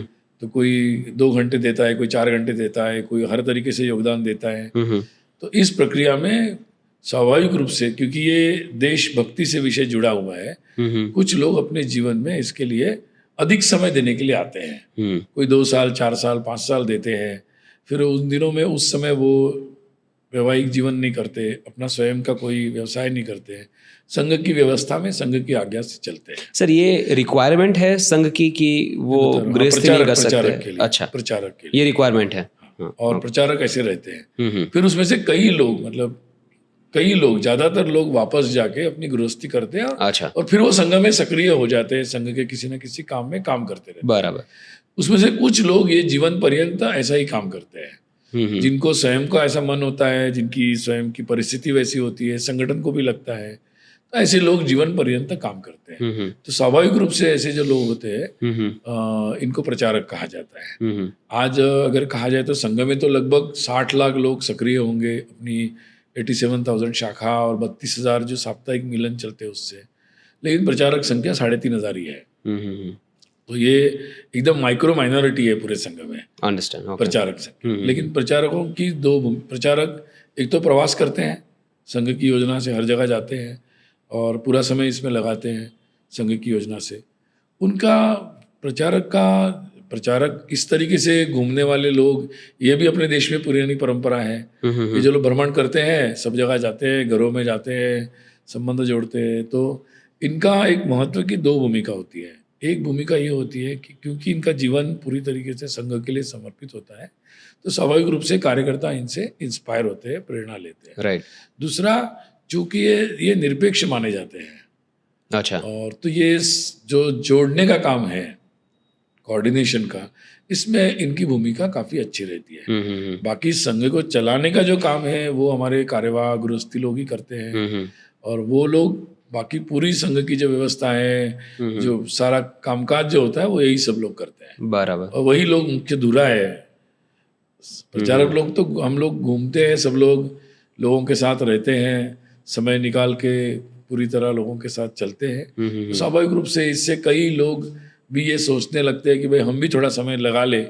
और जो व्यक्ति 2 घंटे लगाता है, जो कुछ नहीं करता वो 2 घंटे लगाता है, जो 2 लगाता है वो 4 लगाता है, तो अपने आप ही कई सारे लोग जो कुछ नहीं करते वो कुछ करने लग जाते हैं। राइट।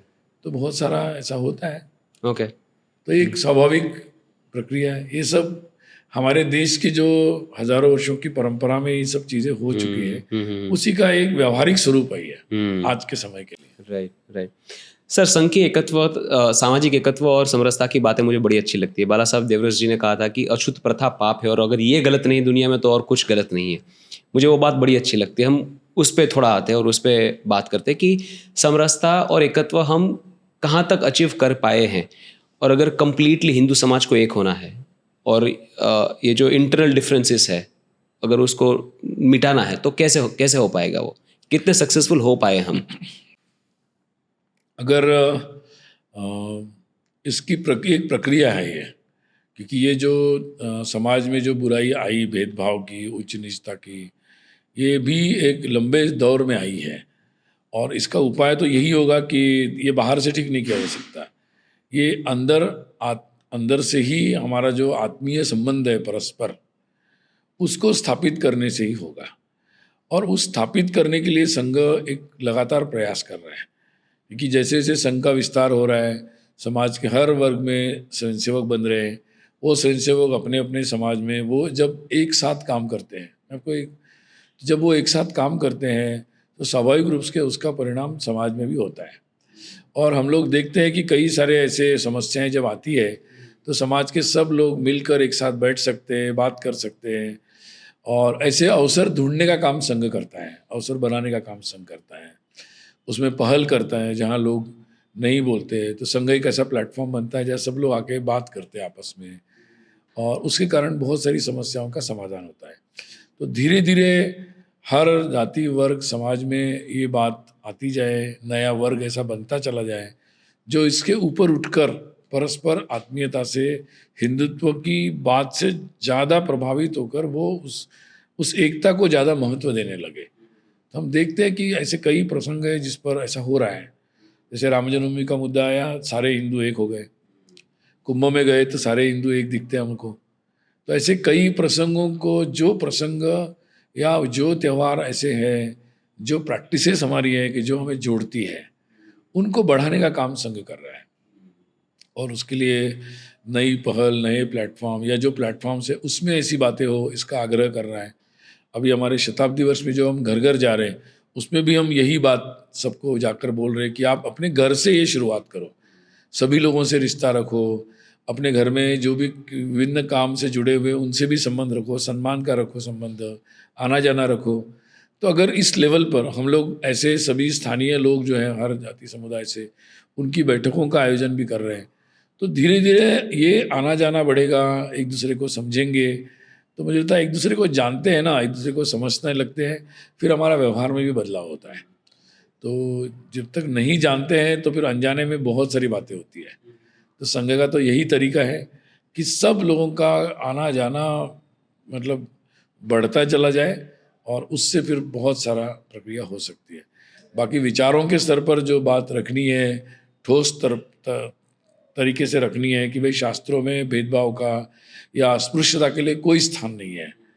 तो इस तरीके की जो बातें हैं, संतों के द्वारा ये बातें आए, इसका लगातार प्रयास हम लोग कर रहे हैं। और मुझे लगता है कि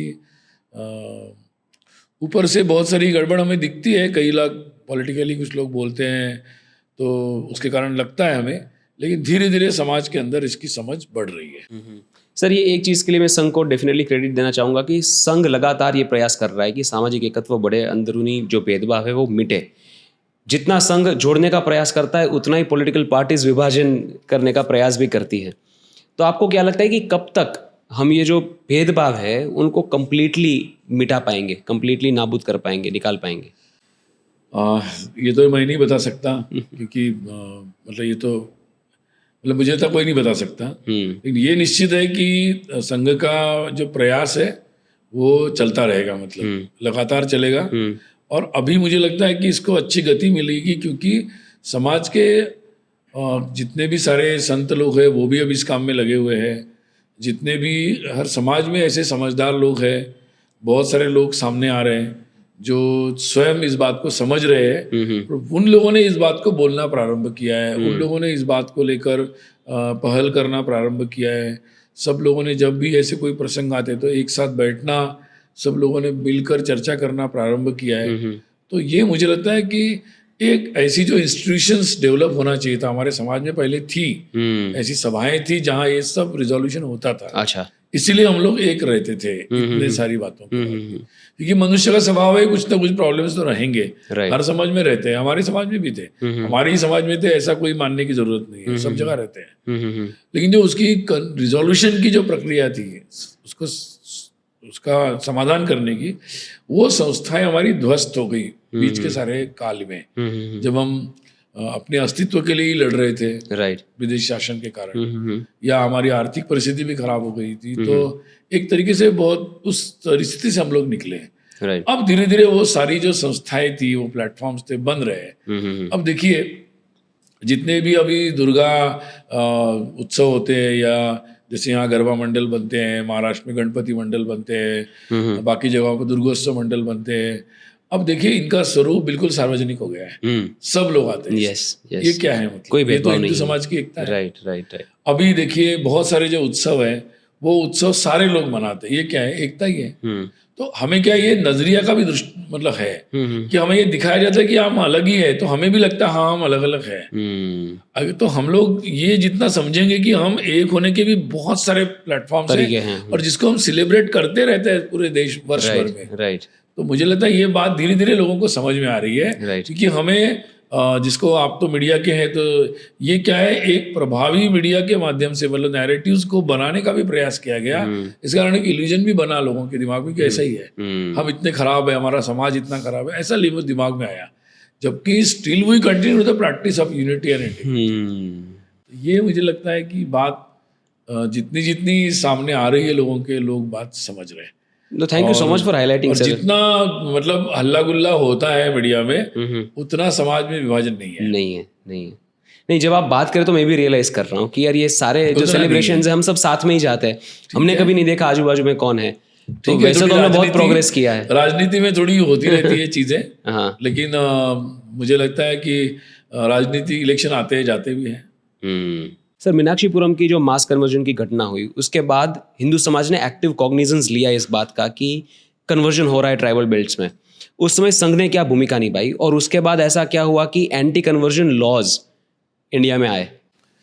देखिए, ऐसा है कि मीनाक्षीपुरम जो घटना थी, घटनाएं छोटी मोटी पहले भी हो रही थी, लेकिन जो मीनाक्षीपुरम की घटना हुई, शायद आज के नए लोगों को पता भी नहीं होगा कि अचानक एक मास कन्वर्शन हुआ और लोगों ने इस्लाम धर्म को ले लिया।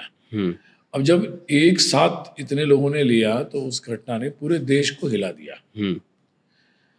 अब उस समय की आप परिस्थिति देखिए, उस समय पूरे देश में इसके लिए जागृति प्रारंभ हुई, संघ ने भूमिका ली और जगह जगह हिंदू सम्मेलन हुए।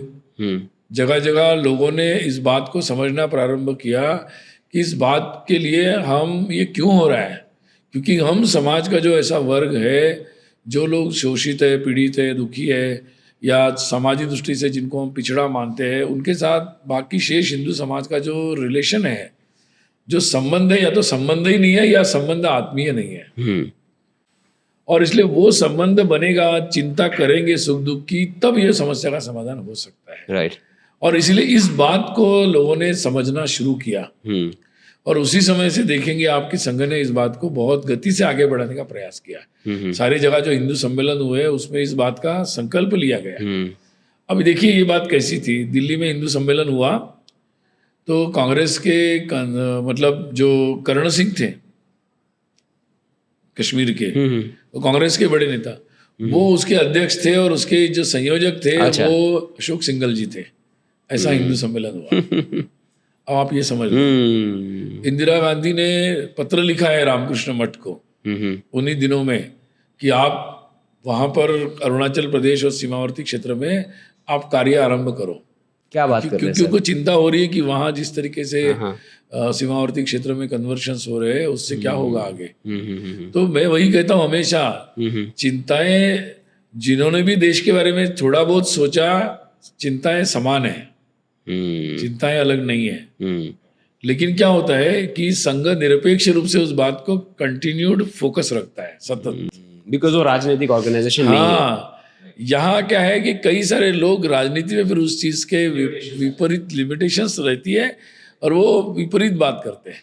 तो हम तो ये चाहते कि समाज में ऐसा एक वातावरण बन जाए कि इन विषयों पर सभी राजनीतिक बल एक सकारात्मक भूमिका ले और ले सके, ऐसा एक वातावरण बनना चाहते हैं। जैसे राम जन्मभूमि पर कई सारे लोगों की भूमिका अलग थी, लेकिन ऐसा एक वातावरण देश में बना कि आज मुझे लगता है कि मीडिया से लेकर कोर्ट से लेकर हमारे जिसको बोलता हूँ मैं राजनीतिक दल, एकेडमिशियंस, मीडिया, सभी लोगों ने एक उसके अनुकूल या उसके पूरक बात को लोग समझ गए और बहुत लोग भूमिका लेना चाहते थे, उन्होंने अभी खुलकर वो भूमिका ली है। तो हम चाहते हैं कि देश में ऐसा एक वातावरण हो, इतना ऐसा वातावरण बने कि सब लोग जो दिल की बात है वो खुल के बोल सके, मतलब और कर सके। सर, वनवासी कल्याण योजना क्या है, क्या काम है वो संगठन का? वनवासी कल्याण आश्रम जो है वो तो आज स्वाधीनता के बाद ही प्रारंभ हुआ और उसका उद्देश्य यही है कि जो हमारे समाज में जिसको हम लोग आजकल जनजाति बोलते हैं, ट्राइबल बोलते हैं, तो वो कोई अलग नहीं है। ब्रिटिश समय में तो उसको एक अलग से दिखाया गया।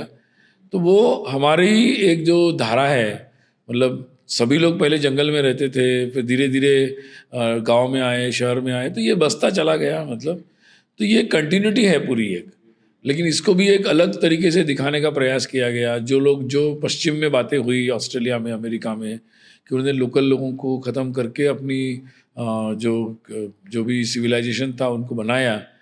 तो लेकिन वो इतिहास जो उनका था, वो जो उनका गिल्ट है, एक जो अपराध बोध है उनका, वो यहाँ लागू नहीं होता, क्योंकि यहाँ ऐसा कुछ हुआ ही नहीं है। यहाँ तो एक कंटिन्यूटी, हम सारे निसर्ग पूजा करते हैं। तो ये जो एक बात है, तो ये लेकिन उपेक्षा हुई, ब्रिटिश काल में हुई, उसके बाद भी हुई, और उनके कारण बहुत लोगों को इस बात के बारे में ज्ञान, एक जो हमारा परस्पर संबंध है उसमें भी कमी आई। तो वनवासी कल्याण आश्रम का उद्देश्य है कि ये संबंध पूरा बने, और जो भी एक पिछड़ापन जनजाति क्षेत्र में आया है उसको दूर किया जाए। वहाँ जो धर्म संस्कृति जो एक अच्छे स्वरूप में, जो हमारी जो परंपराएं हैं, हमारे धर्म का स्वरूप है, वो भी वहाँ पर भी अच्छे स्वरूप में है, जो भारत की परंपरा है। तो उसकी भी रक्षा करें, उसको भी अच्छे से संरक्षण किया जाए, संवर्धन किया जाए उसका। और ये सारे जो कार्य करने की इच्छा हमारे सभी जनजाति बंधु भगिनी में है, तो उनको उनके उस कार्य में उनको सहयोग किया जाए। उसके लिए सार्थक वातावरण बने, समाज में उस भाव का जागरण हो, तो उसके लिए बहुत सारे कार्य होते हैं। साथ में ऐसे कई सारे छात्रावास भी चलाता है वनवासी कल्याण आश्रम, जहाँ भी उनको अन्याय अत्याचार पीड़ा होती है, या कई सारे लोग आकर उनको मतांतरित करने के, गलत तरीके से मतांतरित करने के प्रयास करते हैं, तो उनको इन सब चीज़ों में जोड़ के रखने का, साथ में उनके साथ चलने का, ऐसे सारे प्रयास चलते रहते हैं। तो आज देश भर में उसका कार्य है। और वनवासी कल्याण आश्रम की, जैसे मैंने बताया आपको, बाला साहेब देशपांडे जी जो संघ के स्वयंसेवक थे, उन्होंने उसका कार्य प्रारंभ किया। और उसके प्रारंभ काल में भी हुआ था कि नियोगी कमीशन बना, सरकार ने बनाया, क्योंकि सरकार को भी ध्यान में था। उस समय नेहरू जी थे और मध्य प्रदेश की सरकार थी, कांग्रेस की थी, सेंट्रल प्रोविंस एंड बंगाल की। लेकिन बाद में वो आयोग को अडॉप्ट नहीं किया गया। उसने तो रिपोर्ट दी थी कि इस तरीके से लोगों का शोषण करते हुए उनको गलत बात बताकर उनका मतांतरण किया जा रहा है। लेकिन फिर ये लगा कि नहीं होगा, सरकार और कांग्रेस की कुछ भूमिका अलग है, और इसीलिए फिर ज़मीन पे कुछ काम करना पड़ेगा, इस उद्देश्य से वनवासी कल्याण आश्रम बना। सर, ऐसे बहुत सारे संगठन, कुछ 38 संस्थाएं हैं जो संघ से जुड़ी हुई है, या संघ में से स्वयंसेवकों ने निकल के बनाई, और वो अखिल भारतीय संगठन आज बन चुके हैं। तो ऐसी कुछ संस्थाओं के बारे में आप बताइए, और क्या क्या काम हो रहा है संघ से जुड़े हुए संस्थाओं के साथ।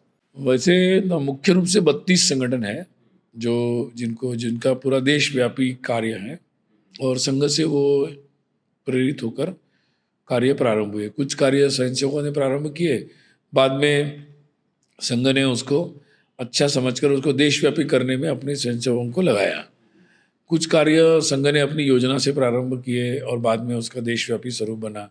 तो हर एक की कहानी अपनी अपनी है, परंतु मूल रूप में यह है कि समाज जीवन के हर क्षेत्र में राष्ट्रीय स्वाभिमान के साथ, पहला देश इस प्राथमिकता के साथ, अपनी धर्म संस्कृति परंपरा के साथ जुड़कर, और उस क्षेत्र के जो समस्या है उसका समाधान करना तात्कालिक, और उसमें पूरी तरह उपनिवेशवाद जो है, मतलब जो कॉलोनियल माइंडसेट है, उससे पूर्णतः मुक्त होकर अपनी आवश्यकता के अनुसार वहाँ की पुनर्रचना हो, इसका प्रयास करना, जिसको हम व्यवस्था परिवर्तन बोलते हैं, सिस्टमिक चेंज बोलते हैं। मतलब रिफॉर्म्स तात्कालिक है, उसी व्यवस्था में कुछ अच्छी बात करना, और आगे जाकर सिस्टमिक चेंज होना।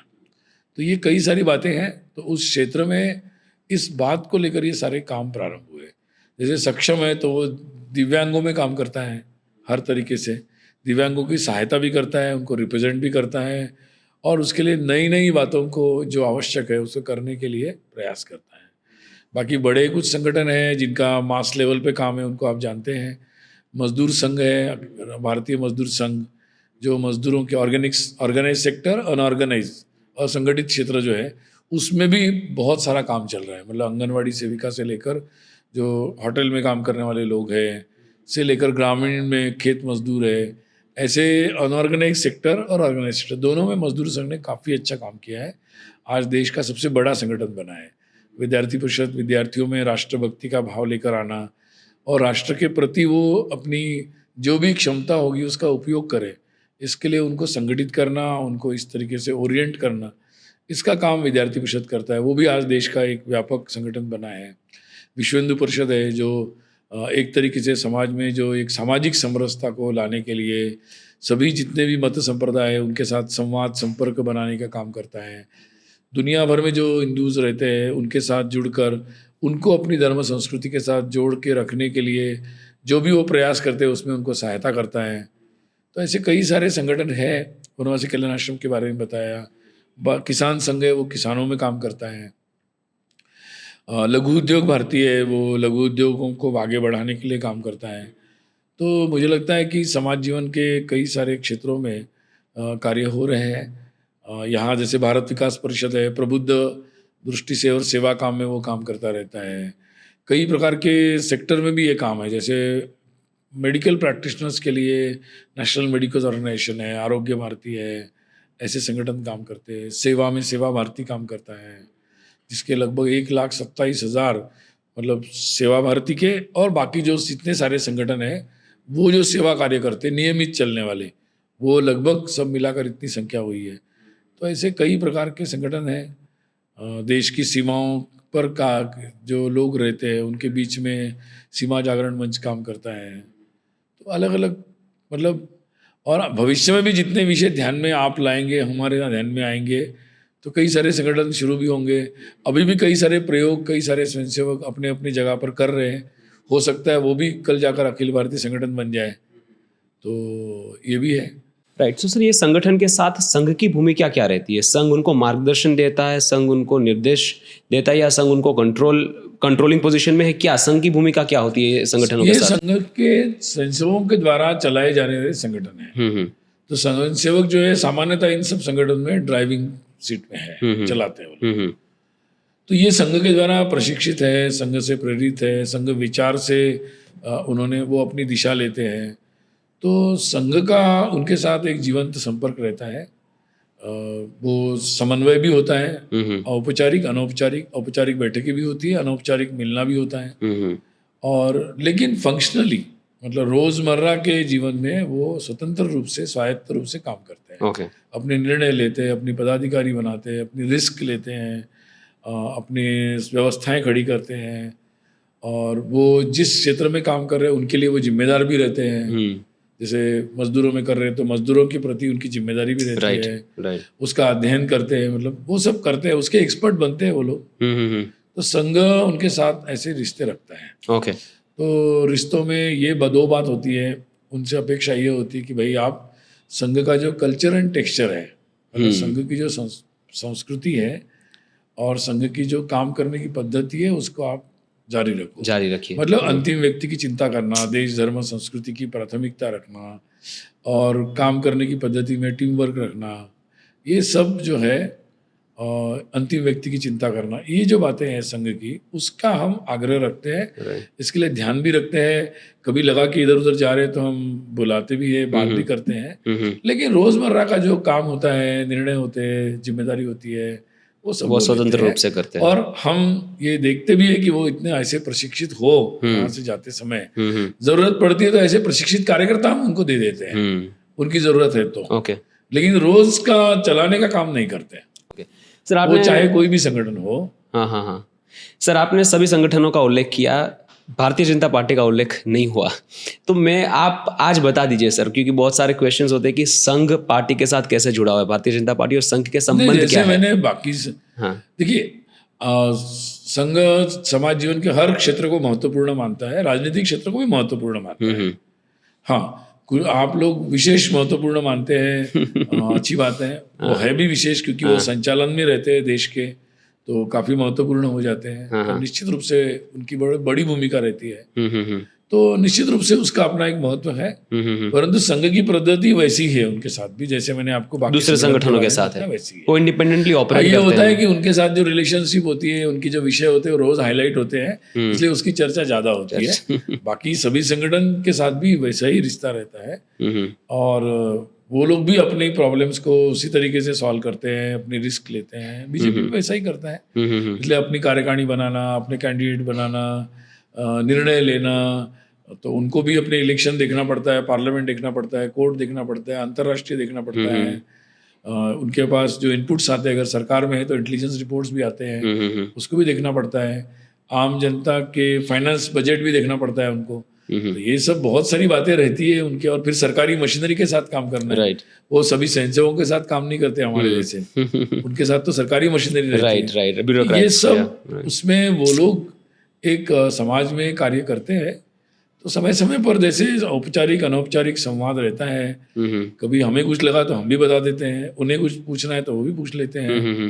और सार्वजनिक रूप से हम ये जरूर देखते हैं कि जो संगठन है, जो जिस क्षेत्र में काम कर रहे हैं, उनका संवाद उनसे हो, उसकी एक वो अपना रिप्रेजेंटेशन जो करते हैं वो सही तरीके से सुना जाए और वहाँ जाए। बाकी फिर निर्णय सरकार को अपनी कई मर्यादाओं में करना पड़ता है, और ये इनका भी आग्रह रहता है कि वो जिस क्षेत्र में काम कर रहे हैं उसकी बात उनको बोलनी है। तो इसके लिए संघ में ये दोनों की ऐसी मान्यता रहती है कि वो अपना अपना ले सकते हैं, और ये सब पब्लिक डोमेन में होता है, नॉट बिहाइंड द डोर्स, क्योंकि वो सभी लोग सार्वजनिक क्षेत्र में काम करते हैं। अगर कोई विषय पे भारतीय जनता पार्टी और संघ सहमत नहीं है तो वो विषयों पे क्या होता है? ऐसा हो सकता है ना, वी एग्री टू डिसएग्री। अच्छा, ये क्या होता है, देखिए मूल बात में कोई डिसएग्रीमेंट नहीं है। मतलब देश, धर्म, संस्कृति, राष्ट्र एक है, उसकी एकता क्या है, मतलब मुझे लगता है वो तो सबका ट्रेनिंग एक ही है। अब इसमें ये होता है कि जैसे मैंने बताया ना कि जैसे हमने कहा कि भाई 370 जाना चाहिए, उदाहरण के तौर पर। अब 370 जाने के लिए उसका लीगल क्या होगा, कोर्ट कब होगा, सिक्योरिटी का क्या होगा, इंटरनेशनल पॉलिटिक्स का क्या होगा, मीडिया में क्या जाएगा, अगले इलेक्शन में क्या होगा, मतलब बहुत सारी, पार्लियामेंट में क्या जवाब देना, तो वो उसका टाइमिंग कैसे करना, उसकी मेथोडोलॉजी, आज करना कि तब करना, कहा तो बहुत पहले से था, लेकिन 14 से 19 में नहीं हुआ, 19 के बाद तुरंत हो गया। तो वो जो चीज़ें होती है वो उनका कॉल है। इकोनॉमी में स्वदेशी आना चाहिए, लेकिन एक दिन में तो यू टर्न नहीं हो सकता, तो इट इज़ अ प्रोसेस। तो उसको फिर मुझे लगता है कि कार्यकर्ताओं पर विश्वास भी रखना पड़ेगा।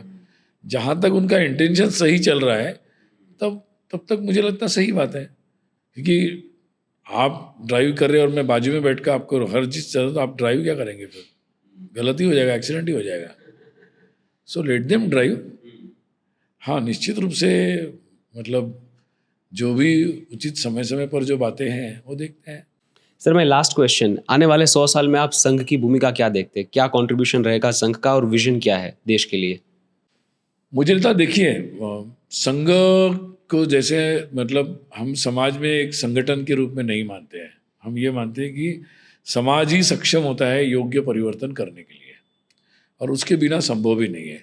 संघ का काम है उसके लिए एक वातावरण बनाना जिसके कारण समाज इसमें पहल करे।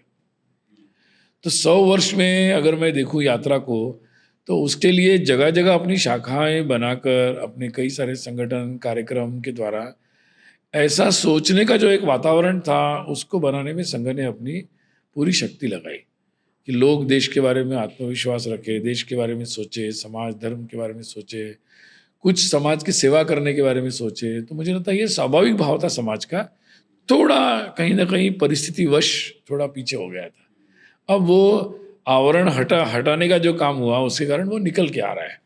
कोई नया नहीं है, ये स्वाभाविक स्वभाव है हम लोगों का, हमारे समाज का, वो आ रहा है। इस कारण इसका मैं एक लक्षण बताता हूँ कि अब आगे आने समय में क्या है कि समाज में सभी प्रकार की संस्थाएं, सामाजिक, आध्यात्मिक, धार्मिक, NGOs, संत समाज, मठ, मंदिर, बहुत सारे लोग हर तरीके के, और मुझे लगता है आने वाले समय में हर पॉलिटिकल पार्टीज भी, ये इनके अंदर भी यह बातें उठ रही है।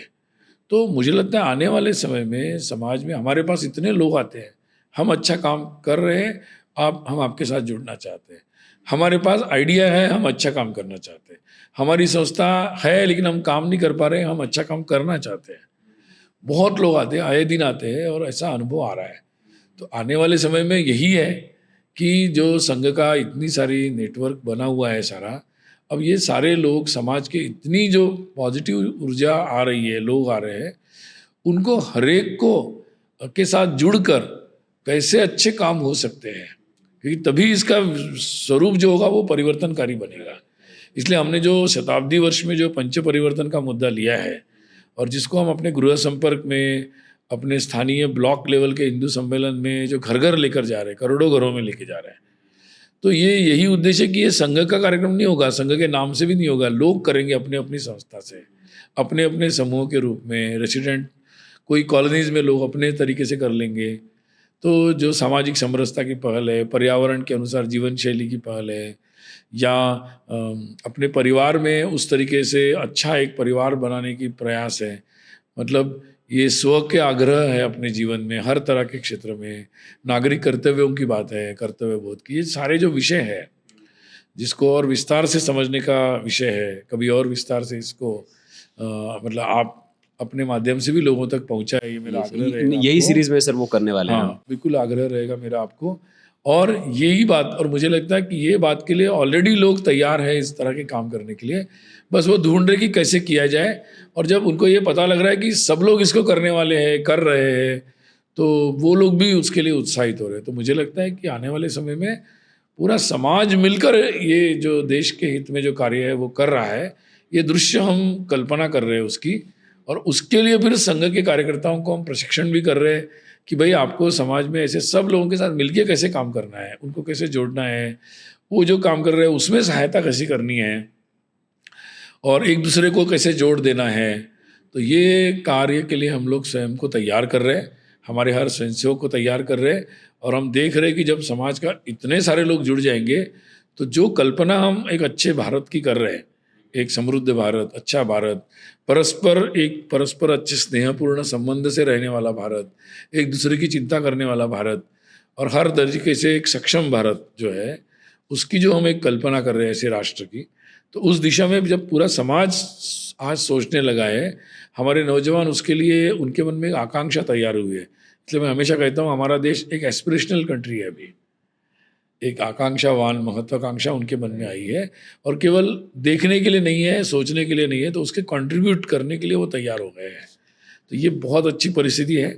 इसमें संघ अपनी पूरी शक्ति समाज के इस उपक्रम को सफल बनाने में ही लगाएगा आने वाले समय में। तो यही हम लोग उसके लिए ही सोच रहे लगातार कैसे किया जाए, अपने स्वयंसेवकों को उसी के लिए तैयार कर रहे हैं। जो भी हम जिसके से भी संवाद कर रहे हैं समाज में जाकर, इसी दिशा में हम संवाद कर रहे हैं सबसे। तो मुझे लगता है कि काफ़ी अच्छा दृश्य है। और जितनी भी समस्याएं देख रहे हैं, जब समाज तय करता है तो एक संगठन इसको समाधान नहीं कर सकता, लेकिन समाज जब तय करता है तो वो समाधान कर सकता है। तो मुझे लगता है कि बहुत सारी बातें आने वाले समय में, अभी तक जो आपने गति देखी उसकी कई गुना गति को देखेंगे आप कार्य की, क्योंकि पूरा संघ नहीं करेगा, समाज पूरा करेगा। इसलिए बहुत गति से ये परिवर्तन जो आपके मेरे सबके मन में है, जो कल्पना के रूप में है, उसको हम लोग साकार होते हुए बहुत जल्दी हम इसको देखते चले जाएंगे, और अपने जीवन में ही देखें, यही कल्पना है हमारे मन में। डेफिनेटली होगा सर। डॉक्टर जी ने जो सपने देखे थे उसमें से बहुत सारे आज साकार होते दिख रहे हैं। बिल्कुल। हर एक परिवार या हर एक व्यक्ति की जो मुख्य रिक्वायरमेंट, जो मुख्य ज़रूरतें होती है, वो खत्म होने के बाद जो एस्पिरेशनल ज़रूरतें होती है उस पर काम करना वो शुरू करता है। आई थिंक भारत अभी वो स्टेज पे पहुंच गया है कि हम सक्षम है, आर्थिक रूप से भी सक्षम है, सामाजिक रूप से जो संस्थाओं का ये जो पूरा इंफ्रास्ट्रक्चर इकोसिस्टम बना है, वो सब एक साथ मिलकर जब जुड़ के काम करेंगे तो वही दिशा में हम आगे जाएंगे। डेफिनेटली होगा सर। सर बहुत बहुत धन्यवाद। बहुत अच्छा, थैंक यू सो मच। आपको भी बहुत सारी शुभकामनाएं, आप भी बहुत अच्छा काम करते रहो। धन्यवाद। Thank you sir. Thank you.